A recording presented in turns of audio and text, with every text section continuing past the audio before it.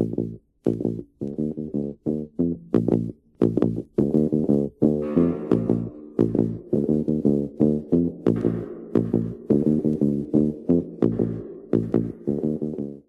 welcome to Don Sinclair's Reggae Vibes. We're here at YouTube Space.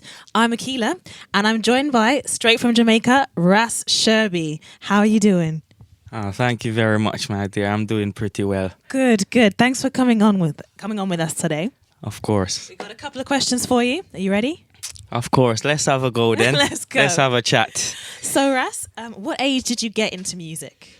As far as my mind can serve me, I've been singing from about age 10 from the Sunday school choir. Very young. Yeah, and that sort of spurred me on to where I am today. Yeah. So your background is in the church? Yes, I'm actually from the Church of God in Jamaica. Good to know. And then you progressed into your current music? Yes, indeed. Yeah, okay. Yeah. So what inspired you to go from singing for yourself to becoming an artist? Well, being from Jamaica, life struggles is one of the biggest inspirations for most reggae artists.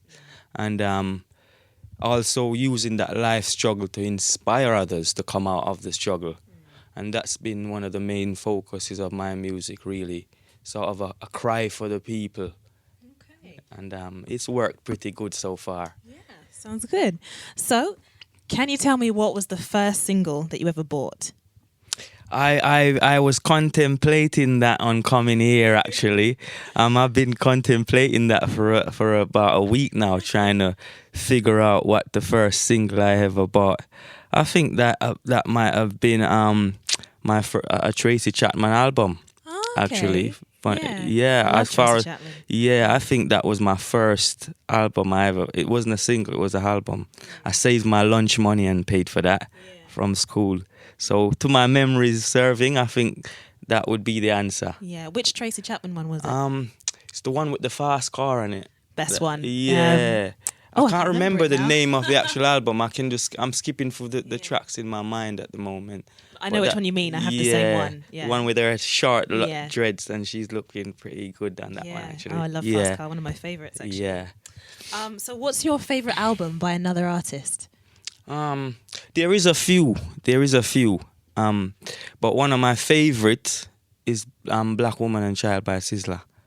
Okay. Yeah, why? Yeah. It's very inspirational, and at the time when I was kind of searching to find myself as an individual and my direction, that Sizzla kind of came along in that time, and that album of his really gave me some inspiration to lead me to where I am today as a person. Wonderful. Yeah. Nice. Okay, so are there any artists in particular that you'd really like to work with? Yes, there's one particular artist. He's a real legend in the business at the moment.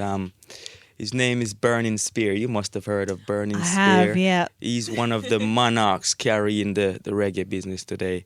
He's one of the elders of the reggae fraternity right now, and it would be an absolute pleasure to get a collab with that man, but I'm sure it's going to be a huge effort because he's such a prolific, he's a great artist, man. We'll put it out there and see what happens. Indeed, you never know, You never know.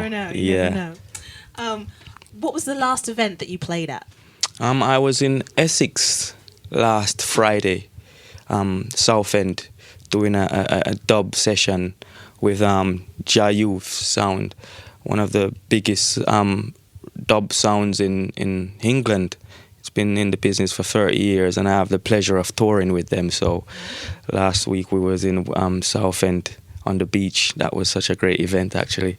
Never too bad when you're on the beach. Nah, well, it was not necessarily on the beach, but it was on the front, the beach front. So we never went for a swim, but I just went and stood and looked out in the sea and took the fresh air in, and it was so blessed before going on to do my performance. So that was a good vibration. Nice.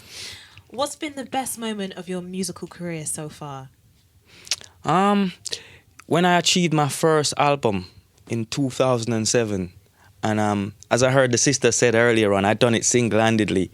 Actually done a 9 to 5, and went to studios in the evening, saved up my little salary, and got my first album done, and when I received it from Jetstar Records, I don't know, I think they're still around, but not as present. But this was in 2007, and when I went there that day and collected my first sealed album, I was one of the proudest man in the world.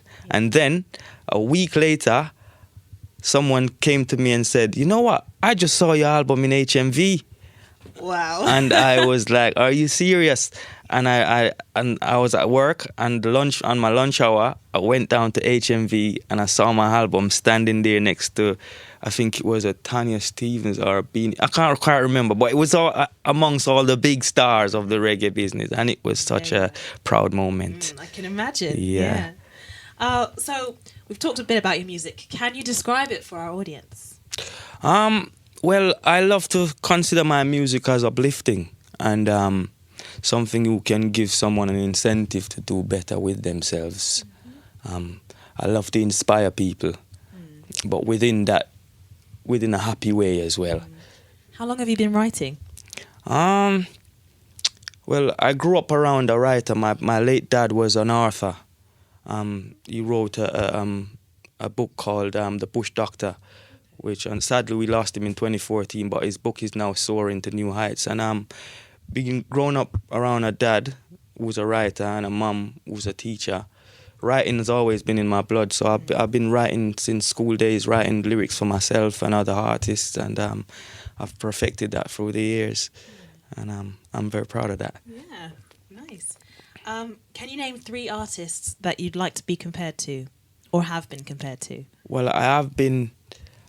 I'm so honoured to say this. I've been compared to Garnet Silk, or sounding like Garnet Silk. Nice. And I've also, because I consider myself a very diverse artist. I do sing J as well as singing properly, and I've been told I sound a bit like Sizzler when I do that as well, which is another big honour. And yeah. That was very good when I heard that, actually. Nice. Proud. Yeah. Can you name your top 3 genres of music? I like country and western. That's one Yeah. of my favourite music. Me and too. Obviously reggae being the backbone. And it varies. I like between R&B and hip hop. I'm pretty. They're running very close lines. Okay. Yeah. Do they influence your music quite a bit? Or? Yes, indeed, they Okay. do. Yeah. They do, especially country and western. Yeah. What about it? I just love the feel of it, Yeah. and I'm actually working on a few country and western stuff at the moment, which people might find very interesting. Yeah, okay, we'll keep an eye out for it. Indeed. So what's your goal for your music then? I would like to make it to the world stage, but not just to be a rich, powerful artist. Someone that I can be at the stage where my message is heard and acknowledged and accepted. This message of upliftment, peace, betterment for mankind, and all that lies in that category there. This is what I want to get to the world. So if I could be a very published, established artist to reach the stage where that message that I'm trying to send will resonate even more, then that would be a goal worth reaching for me anyway. Okay. So, you mentioned that you did your 9 to 5 to fund your first album. Yeah. What jobs have you had other than being a musician? I was a caretaker in a school, in John Lyons School in Harrow for 10 years. Within that, I also incorporated the music because I worked in the school. I was allowed to hold sessions with the kids and that. I actually done a very interesting program with the school where it was a rich school. The kids used to be bullied and their phone taken off them and all that. So I launched an anti-violence project, and I brought it to the principal and they endorsed it, and they allowed me to go into classes and have these sessions with the kids, and I named it Feelings and Emotions, and what it is they used to tell me about their fears and their experiences with the bullying, and we used to turn it into lyrics. And it actually went well. I had a write-up from the Arrow Observer, and I also pursued that onto other schools, and I still intend to carry that on in the future. Wonderful. Yeah, so. Okay. So, can you describe a real life situation that has inspired you? There's been a few. There's been a few major things that's inspired me really. But what inspired me is when I saw my dad actually make it to being a recognized author. Because I watched him all his life try to make it, and he finally did, and that inspired me as a person to know that I can do it. And so that was inspiring when I saw my father's book actually on the market. I was like, wow, I can actually do this myself. So that was a very inspiring moment in my life. Nice. If you could go back in time, is there anything that you would change or do differently? Yes, I think I would study more in school. And I advise all the kids watching this to take that on board, because I was so caught up in the world of wanting to be a musician and the whole thing that comes with that. I kind of left out the schooling a bit, and now being in the business of music, I see where that could have helped me. All the maths lessons I ran from, the accountant lessons that I run, all these lessons that could now enhance my music. So all these young kids that are up there who's aspiring to be artists, you study that book. You study that book, because you're going to run into a stage where you're going to need these things. Stay in school, kids. Yeah, definitely. So what do you do in your spare time? Well, I'm a studio engineer as well. I run a studio, and I do a bit of video editing, and I also do a bit of IT, making websites and stuff, and a bit of hard work. So I'm a multitasker. Yeah, you really are. Yeah. Yeah. Okay. What's the first song you remember hearing? I've been processing that question to give you the best answer. And I can remember a series of songs, in all honesty, because my mum, she was a Christian, and she used to listen to Al Green and Shirley Caesar and all these guys. And as a youngster growing up, those are the songs that resonate in my mind. I remember Mama in a half-take way. That's Shirley Caesar. That's a beautiful song. And it's one of the songs, when I think of how to answer this question, it's one of the songs that keeps resonating in my head. So it could be one of my first, but I won't quote you and say it is the first. We'll take it. Indeed. So what are you listening to at the moment?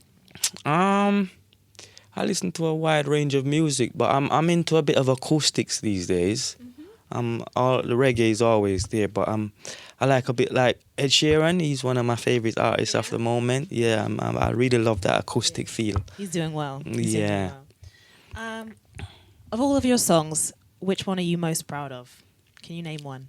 Well, I've got a song called Time Is of the Essence, and it is the title track of my first album I mentioned, I put out in 2007. And it was kind of it slingshotted the album to where it got to. It never got to major success, but it made me known practically worldwide. Yeah. Not with no big number ones as such, but as an aspiring upcoming artist. Yeah. That song kind of paved that way for me. So yeah, Time's of the essence. Okay. So if you weren't a musician, what would you be doing? I'd be in some profession helping people. Maybe a nurse, a doctor, maybe a teacher. A child support worker, something that makes people's life better. I feel like they all suit you. Yeah. Thank you. Okay, so other than the people that you work with now and have worked with, if you could create a dream band, musicians living or dead, who would be in it? Well, definitely the Great Bob would be in my band. Yeah? And I'm not just saying that because everybody does say that. I actually listen to his music a lot. I would have Garnet Silk as one of my lead singers as well.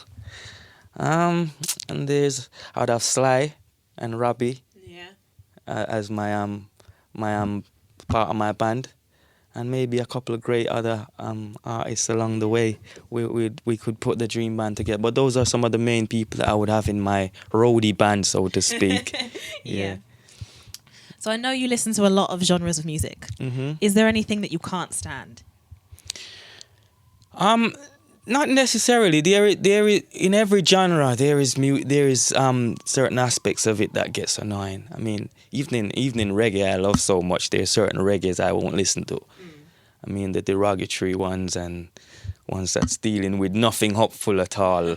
So it's more about the lyrics for you. Yeah, yeah. Okay. I can deal with even a bit of metal music if it makes sense. You know what I mean? Yeah. All right. So, if you could dabble in another genre of music, what would it be? Metal. No, I quite like hip hop, the nicer aspect of the hip hop. And as I mentioned to you, I'm working on a few bits of kind of country and western feel at the moment. So I think I would venture into that Mississippi style there. Yeah. What can we expect for you in the future, Ras? Well, I'm very hard working. I work very hard. That's why I built my studio in my house. As soon as the inspiration hits, I'm in there. Sometimes the missus feel for me in the bed and she going, "Oh, you're not. I'm down the studio." So I work so hard. I just think at any time the break could come. As one of my main inspirations, Sizzler, I watched an interview with him and he said, "One thing I can say to all young artists out there, just keep working, keep writing, keep recording, because you don't know when that time will happen, when it'll come. So I just keep working hard." So, going back to your childhood now, back in the house, what are your fondest musical memories? My dad used to play the guitar. And he used to have a little sing-along with us every now. He actually used to make the guitar talk, if that's the way to put it. He was such a really good guitarist. And his inspiration was a guitarist called Ernie Ranglin. Don't know if you ever heard that name. Rings a bell. Rings a bell. Well, my dad used to be inspired by him to play the guitar, and he used to really have a good session with us in the house, and I remember that. And that is so. He used to do that when he's had a few white rums as well. So it was even nicer. Yeah, fair enough. Yeah. Do you still get nervous before you perform? Yeah, yes and no. You learn to deal with it through the years, but when you hear a roaring crowd out there, it's a whole different world. You tend to learn to suppress it, but really and truly, there's always that little sense of nervousness, and I think the biggest artists will tell you that out there as well. As I have spoken to, like I was speaking to Anthony B the other day. He came to my studio and we're having this little chat, and he was just explaining the word to me, saying you never know what to expect, and sometimes the different crowds can bring different vibes. So how do you deal with your nerves? I never stare the crowd in the face. It looks like I am, but I'm looking over them. Okay. Is that kind until of I advice? warm into the session? Yeah. And then you might have someone in the crowd wanting to shake your hand and that. Then you have to pay attention. But I think on going on the stage, you don't necessarily stare the crowd in the face. You kind of get into the vibe. Yeah. And then it kind of happens naturally, you know? Is that advice you'd give to new artists? Yeah, if you're a bit scared, just don't go down there and start staring in the people's face. Not that you're going to look away. You just look over the crowd and get into your motion, and then it'll just naturally blend in with the crowd, you know what I mean? Yeah. Now, I'm sure you don't make too many mistakes, but it does happen. You make the odd one or two. How do you deal with the mistakes I you do. make? I do make mistakes. I think through experience teaches you how to deal with that through the years. Many occasions I've slipped up with my songs, and I don't know, experience just managed me to bounce back on the beat, or I'll just make a gesture to the crowd or something and get back into it. But never stop and go, "Oh, I made a mistake." That is the worst thing to do. You could get tomatoes for that, I'm afraid. Has that ever happened to you? No. Thank goodness. Touch wood, I've never been booed or thrown anything on a stage. And I think what helps is my positive flow to the music. So it might not get people jumping, but they'll give you the time of day if you are coming with something positive. Yeah. Okay, so how do you balance music, your jobs, and your family? How do you maintain them all? Their priorities. My family and my music are my main priorities. My kids, my family knows that, so we balance it.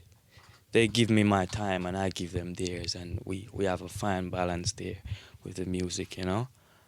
It's never really a struggle. My kids know I'm music. I live for music and them, so we got an understanding going there. So it works pretty nicely. Are they musical as well? Yeah. You know this saying, nearer to church, far from God. Yeah, they do partake in the music a bit. Like my son helps me with a bit of the video shooting and that. But like my 14-year-old son, the boy's got the voice of an angel. But can I get him in the booth? It's hard work. But I'm sure it'll come around eventually. Okay. Yeah. He's only 14. He's still. You know what I mean? Yeah. Yeah, it's true. Do you have a message for Don Sinclair and us here at Reggae Vibes about the work that we've been doing? Yes, indeed. Firstly, I must say, this what you're doing here is not known enough. I hope coming on here, I'll help to get it known enough, because this is beautiful work. Big up to Don Sinclair and DNA Promotions for actually making the link with me and Don Sinclair. And it's been a real pleasure coming here. I feel pretty calm about the vibes. Good, and excited as well. Okay. Yeah. Well, on behalf of myself and everyone here at Don Sinclair, thank you so much for coming. You've been great to talk to. Do you have a message for any of your fans just before we say goodbye? Indeed. Well, straight up from my heart, I thank everybody who supported my music through the years. It's been an absolute pleasure doing the music for you lot and inspiring you, and I'll just keep making this inspiring music. And for the young artists out there, as my inspiration, Sizzla Kalonji said on his interview I was watching the other day, just keep making music, keep working, because music fraternity don't hold you nothing. So just keep working till your work is recognized. Stay at it. And kids, stay in school, man, because I messed about a bit in there and I'm paying for it right now. So stay in school. DNA Promotion, Don Sinclair, you true family. Enough love and blessing. Ras Sherby out. Thank you. It's been a pleasure. Thank you so much. Rastafari.